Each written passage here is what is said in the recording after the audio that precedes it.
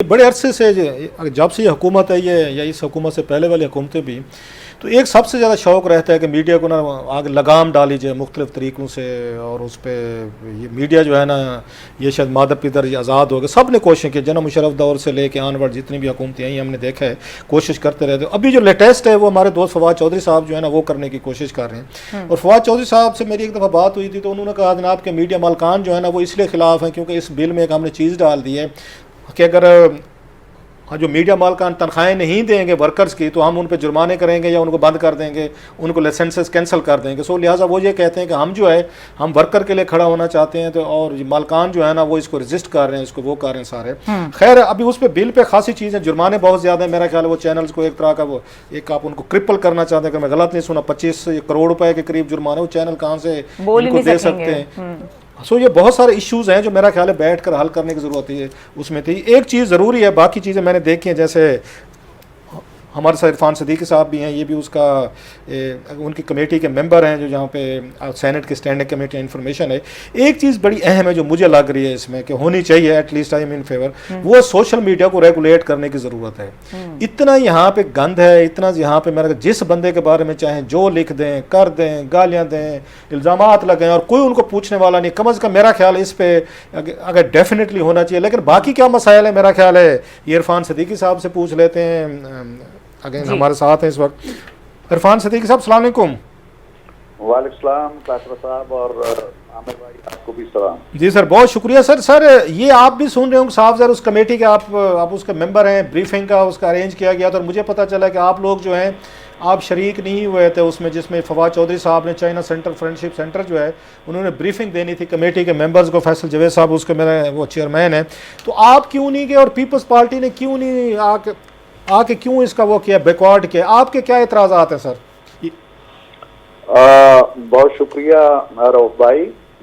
मामला असल में ये था कि ये जो मीटिंग थी ये कम से कम मुझे मार्च में आए हुए अब हो गए हैं कुछ माह कह लीजिए, लेकिन मेरे लिए ये बिल्कुल अछूता तजर्बा था कि एक ऐसी मीटिंग जिसमें सेनेट की इंफॉर्मेशन की कमेटी और नेशनल असेंबली की इंफॉर्मेशन की कमेटी का एक जॉइंट इजलास बुला लिया गया, जिसके लिए मुझे नहीं मालूम कि स्पीकर साहब की और चेयरमैन साहब की इजाज़त थी या नहीं।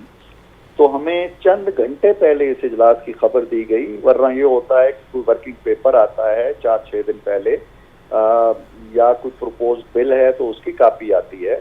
ऐसा कुछ नहीं हुआ। हमें अचानक व्हाट्सएप पे मैसेजेस मिले कि जी कल इस तरह की मीटिंग होनी है, और मीटिंग भी होनी है पाक चाइना फ्रेंडशिप सेंटर के अंदर, जो कि पार्लियामेंट की हदूद से बाहर है। और पार्लियामेंट की हदूद से बाहर अगर कोई इजलास होता है तो उसके लिए भी चेयरमैन की और स्पीकर की इजाज़त बड़ी ज़रूरी होती है।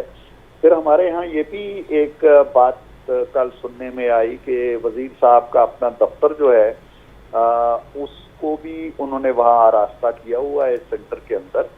तो ये समझा गया कि वो तमाम सेनेटर्स को बुला के, जो दोनों कमेटियों के अरकान हैं, अपने दफ्तर में कोई ब्रीफिंग देना चाहते हैं। तो इसको मायूब समझा गया। पीएमएलएन ने तो फैसला किया कि हम वहाँ नहीं जाएंगे, और पीपल्स पार्टी के अरकान वहाँ गए, लेकिन उन्होंने भी यही एतराज़ किया और यही नुक्ता उठाया और वहाँ से वॉकआउट कर गए।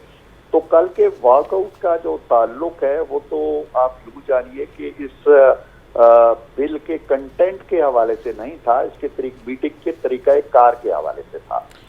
लेकिन मैं इससे पहले जो मीटिंग हुई उसके बारे में आपको बताना चाहता हूँ। उसमें कुछ बात हुई थी इस रेगुलेटरी अथॉरिटी के हवाले से। तो वजारत इत्तलाआत के जो काम थे, और ख़ास तौर पे वो अफसर जो स्टेक होल्डर से बातचीत कर रहे हैं, उन्होंने कहा जी कि हम बड़ी हद तक उनसे मामला तय कर चुके हैं, हमने शेयर किया है, जो मुसवदा है उस पर बातचीत भी हुई है। तो मैंने वहाँ पे कमेटी के दौरान ही कहा था कि अगर आप तमाम स्टेक होल्डर से बात कर रहे हैं और उनसे मुसवदा भी आपने शेयर कर लिया है, तो आपको क्या हर्ज है कि अरकान को भी आप मुसवदा दे दें ताकि हम भी देख लें उसको। तो उस पर फिर जो हमारे चेयरमैन थे उन्होंने रूलिंग दी, जो जिनका ताल्लुक पीटीआई से है, जावेद फैसल साहब, या फैसल जावेद साहब, तो उन्होंने कहा कि बिल्कुल आप फौरी तौर पे ये मुसवदा जो है वो अरकान को फराहम करें, जो कि अब तक आज तक इस वक्त तक शेयर नहीं किया गया, उसको खुफिया रखा गया। मतलब ये है कि आपके जो मेंबर्स हैं इसके कमेटी के, उन्होंने वो बिल अभी तक उसको ना पढ़ा है ना उसके कंटेंट पे अभी तक उनको पता है। बल्कि मैं देख रहा था APNS की अगे जो पाकिस्तान की आल न्यूज़पेपर्स अगेन बॉडी है, कल उनका प्रेस रिलीज आया था जिनके साथ इन्होंने काउंसलिंग की है या इन्होंने यहाँ पे बैठ के जो भी उन्होंने मुशावरत की है, तो उन्होंने इस बिल को रिजेक्ट कर दिया है। वो तो ऑलरेडी इसको रिजेक्ट कर रहे हैं। और मेरे लिए हैरानी की बात है कि मेंबरान जो हैं कमेटी के, उनको अभी तक इसके कंटेंट का नहीं पता और इस पे बहुत सारा रोला पड़ चुका है। तो ये आपको लगता नहीं है कि आपको जाना चाहिए था? ये कम से कम ये पता तो चलता कि आप अपना एहतजाज वहाँ भी रिकॉर्ड करवा सकते थे कि जी आप यहाँ पर मीटिंग क्यों कर रहे हैं। एटलीस्ट पता तो चलता नहीं हुकूमत करना क्या चाह रही। इस वक्त तो एक तरह की एक टॉमिक टोया हम मारने की कोशिश कर रहे हैं, या फवाद चौधरी साहब के एक पॉइंट ऑफ व्यू नहीं जनाब, वो कह रहे हैं कि दुनिया का सबसे बेहतरीन काम हम करने वाले हैं। आपको जाना चाहिए था, मेरा ख्याल है आपको वहाँ रिकॉर्ड करवा के चीज़ें तो पता चलती हैं कि कर क्या रहे हैं वो। रऊफ भाई, आप दुरुस्त कहते हैं, लेकिन कुछ टेक्निकल ऑब्जेक्शंस ऐसे थे कि हम लोग नहीं गए। लेकिन इसका ये मतलब नहीं है कि हमें कुछ खबर नहीं है कि ये क्या करना चाहते हैं या इनके अज़ाइम क्या हैं। क्या खबर है सर, क्या अज़ाइम है सर, क्या खबर है, क्या अज़ाइम है? जी मैं बता रहा हूँ आपको। जैसा आपने अभी हवाला दिया, APNS का रिएक्शन आ गया है, CPNE का आ गया है, PBA का आ गया है, PFUJ का आ गया है और इदारों का आ गया है। हमारे इल्म में ये बात आई है कि एक तो ये कि ये जो मुख्तलिफ बॉडीज हैं, रेगुलेटरी अथॉरिटीज हैं, उनको जम कर देना चाहते हैं एक बड़ी अथॉरिटी के अंदर, जैसे पेमरा है, जैसे प्रेस काउंसिल है, जैसे सोशल मीडिया के लिए कोई कवायद और ज़वाबित हैं।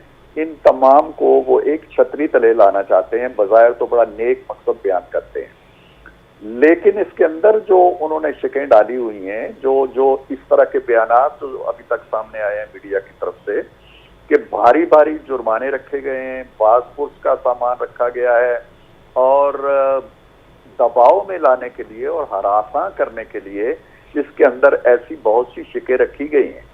बुनियादी बात यह है खलासा साहब के जहाँ तक पेमरा का ताल्लुक है या PBA का ताल्लुक है या इलेक्ट्रॉनिक मीडिया का ताल्लुक है, टेलीविजन चैनल्स की हद तक 2015 में एक कमेटी बनी थी गुज़श्ता हुकूमत के दौरान, जिसको मैं हेड कर रहा था, और उसका मकसद ये था, उसका मैंडेट ये था कि एक ज़ाब्ता अखलाक तैयार किया जाए हमारे इलेक्ट्रॉनिक मीडिया के लिए, जिसमें से हमने सोशल मीडिया को शामिल नहीं किया हुआ था। तो उस पर बड़ी तवील एक एक्सरसाइज हुई, उस पर PBA के लोग शरीक हुए और मैं ये समझता हूँ कि वो पहली एक्सरसाइज थी जिसमें PBA के तमाम नुमाइंदे आते रहे, हिस्सा लेते रहे, एक एक शिक पे उन्होंने बात की, एक एक लफ्ज पे बात की, अपने वकला को लेके आए और हमने एक जामे मसवदा कामल इत्तफाक से तय कर लिया, जिसमें हुकूमत भी और PBA को भी कोई एतराज नहीं था। ये मसवदा सुप्रीम कोर्ट में पेश हुआ। सुप्रीम कोर्ट ने ऑर्डर किए जी कि वेल एंड गुड, अगर दोनों फरीक मुतमिन है तो उसे नाफिज करें। द सेम डे ये नाफिज हो गया 2015 में, और अब तक वो नाफिज है और उस पर अमल हो रहा है। अब मामला ये है कि मैं जहां तक समझता हूँ वो इतना जामे ज़ाब्ता अखलाक है कि अगर उसको रूबे अमल लाया जाए या अमल दरामद उस पर किया जाए। सदीकी साहब, मेरा ख्याल आमिर मतीन साहब भी कोई सवाल पूछेंगे, उससे पहले मैं छोटा सा मैं पूछ लूँ। आपका दौर भी हमने देखा है, मतलब इसका हुकूमत का 5 साल, आपके दौर में भी कोई खैर मीडिया के साथ रियायत आपके दौर में भी नहीं की गई। पेमरा ने बहुत सारा, उन्होंने यहाँ पे सहाफ़ियों को उन्होंने बैन किया, जुर्माने किए, चैनल्स बंद हुए, उनके शोज़ बंद हुए, रोज़ कोई ना कोई पेशें लगती थी, वो भी स्क्रू करने टाइट करने में वो बड़े थे। तो आप समझते नहीं है कि आप लोगों ने भी आके इनको आके मौजूदा हुकूमत को एक वहाँ से करेज मिली है? और नवाज़ लीग जो है, मेरा ये ख्याल है कि उन्होंने भी खासा उन्होंने टाइट करके रखा था मीडिया को, रियायत उन्होंने भी नहीं की थी सर हमारे साथ कोई।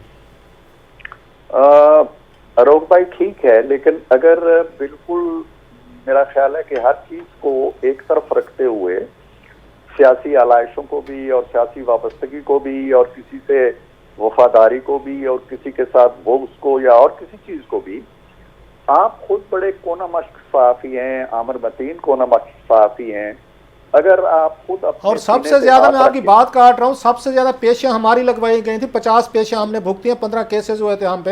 ये और बात है, अल्हम्दुलिल्लाह हमने सारे वहाँ पे अपने अपने डॉक्यूमेंट चीज़ों के साथ अपना केस जीते थे। तो सबसे ज़्यादा फोकस हमारे ऊपर ही रहा हुआ है। जस्ट मैंने कहा हमने वहाँ पेशियां भुगती हैं 50, ये आज बता रहे हैं आपको सर, आपके दौर में।